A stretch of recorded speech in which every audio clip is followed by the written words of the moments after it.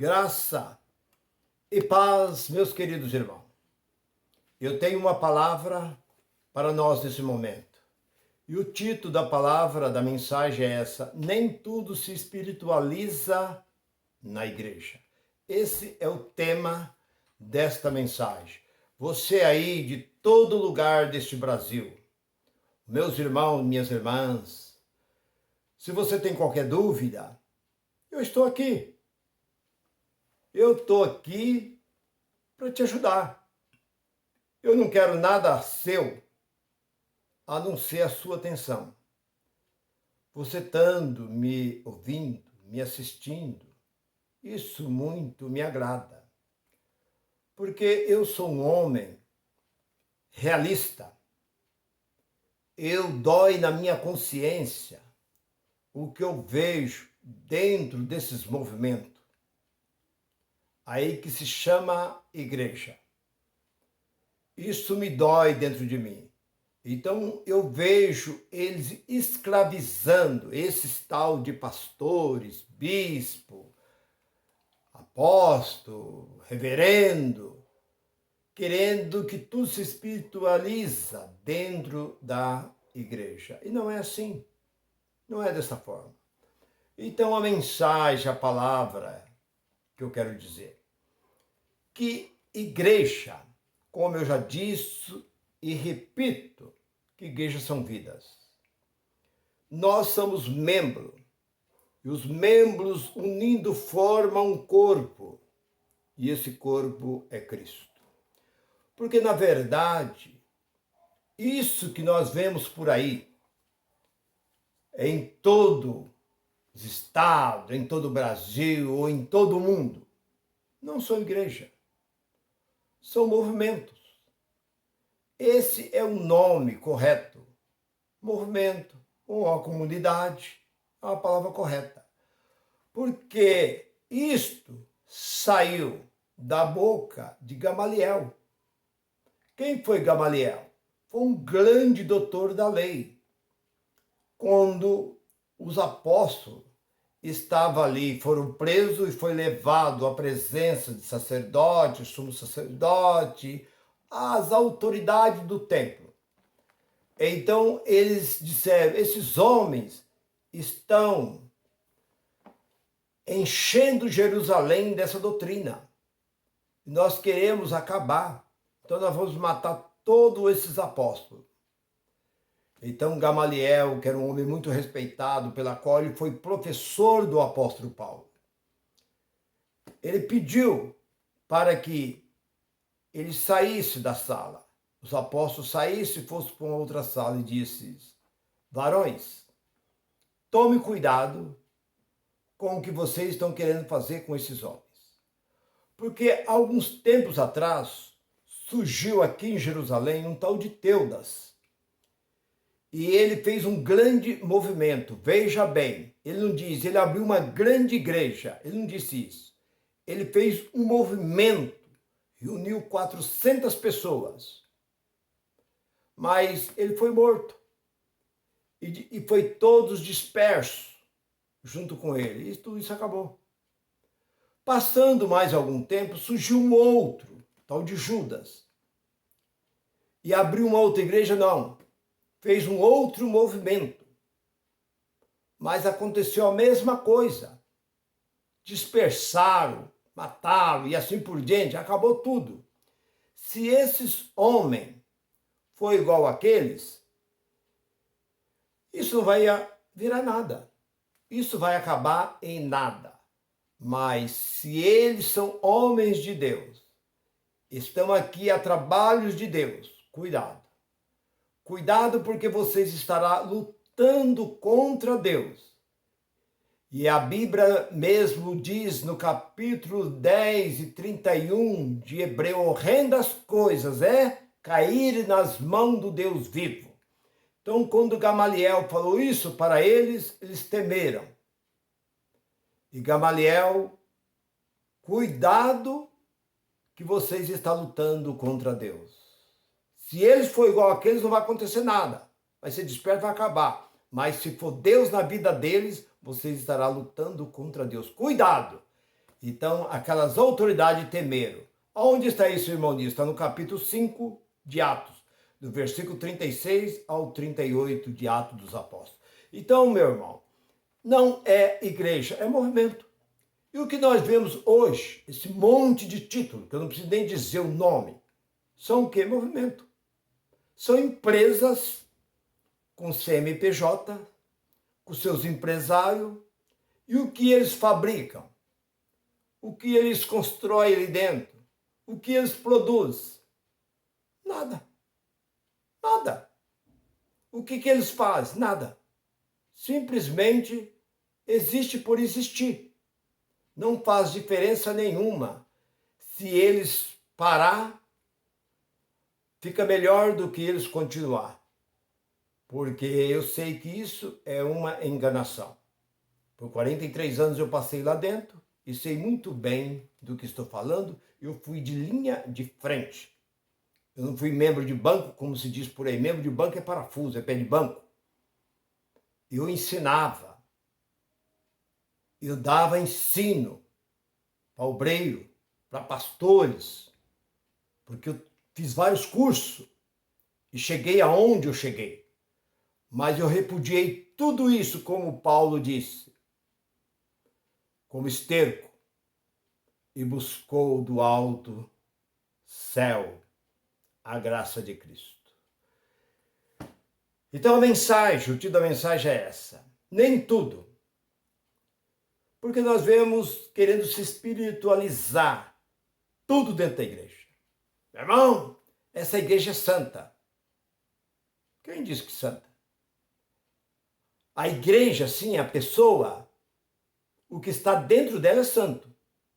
Porque isso aqui não é santo. Nem isso, nem essa carne não é santo. Muito menos esta parede. E eles dizem que isso aqui é santo.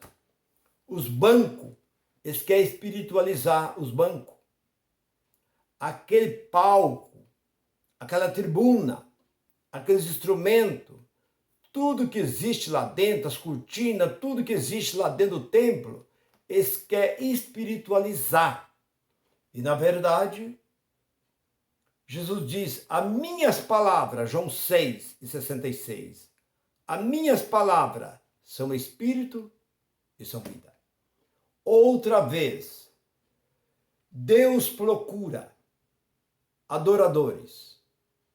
João 4:22, 23, Deus procura adorador, que adora em espírito e em verdade. Então nós vemos que este livro, ele não é espiritual. Isso aqui é papel com tinta. Não tem espiritualidade nenhuma nisso aqui, ó. Isso é letra. E segunda carta de Coríntios 3:6 diz que a letra mata. O espírito é o que vivifica. Então, meu irmão, você quer espiritualizar a sua igreja? Achar que o povo tem que andar no espírito? Ninguém consegue andar no espírito. Porque o espírito, ninguém toca no espírito. Porque o próprio Jesus disse no capítulo 21, aliás, 26 de Mateus, e o versículo 41. O espírito está pronto, mas a carne é fraca. Então o espírito, ele está pronto para ser levado a Deus, mas esta carne não. Então não adianta você querer espiritualizar o que nunca se pode espiritualizar. Não adianta você olhar para o passado, porque nós vemos que o que acontecia no passado não acontece hoje em pleno século XXI. Tudo aquilo passou. Aquele povo naquele tempo não tinha o Espírito Santo. Eles tinham que buscar, eles tinham que se sacrificar, eles tinham que buscar perfeição. Mas o que é perfeito já está dentro de nós. Porque no capítulo 8 de Romanos, Aí o versículo 16 diz que o Espírito de Deus habita no nosso espírito. E no capítulo 8 e 9 diz: se o Espírito é de Deus, esse é de Deus. E no versículo 14, quem tem o Espírito de Deus, ele é guiado pelo Espírito de Deus. Então não adianta você querer espiritualizar esse concreto, esse piso, esse teto, esses bancos, esse órgão, essas guitarras, essa bateria, todas essas cortinas, tudo que acontece, que isso não se espiritualiza, meu irmão. Isso é coisa material. Isso daqui vai para a terra, isso é terra. Isso que eu estou na mão é terra, vai para a terra, é destruída. E o Espírito vive para sempre. Então não se confunda, porque no capítulo 4 de 2 Coríntios, versículo 16, ainda que o homem exterior se corrompa, o homem interior não se corrompa. Então não preocupa querer espiritualizar uma mulher, um homem, não toca no seu cabelo. O seu cabelo é santo, não passa um batom, não põe um brinco, não usa esmalte, não usa uma roupa assim, porque o seu corpo é santo. Quem diz que o corpo é santo? Onde está escrito que o corpo é santo? É o Espírito. Veja bem, o Espírito Santo testifica, ele habita, vive no nosso espírito, lá dentro, não é para o lado de fora. Porque isso não serve para nada. Jesus disse, a carne para nada serve. Então não adianta você querer proibir o homem. O homem não pode colocar uma bermuda. O homem não pode, muitas vezes, andar com a camiseta cavada, o chinelo. Não. Você é um servo de Deus, você é um homem de Deus. Você tem que buscar a santificação. A santificação já está dentro de nós. A santificação já colocou em nós o próprio Deus, porque a primeira carta de Coríntios 3,16, não sabeis que vós são templo e morada do Espírito Santo de Deus. Então o Espírito no tempo antigo, o Espírito vinha sobre o homem, ele vinha e ele trazia o recado de Deus sobre o profeta, sobre o sacerdote, mas ele se retirava e voltava para Deus. Mas Deus colocou uma vez por toda o Espírito Santo para habitar para sempre conosco. Então, e o que está aqui dentro não se contamina. O que está aqui dentro não se corrompe. Então não adianta você querer se espiritualizar. Ah, não pode subir aqui.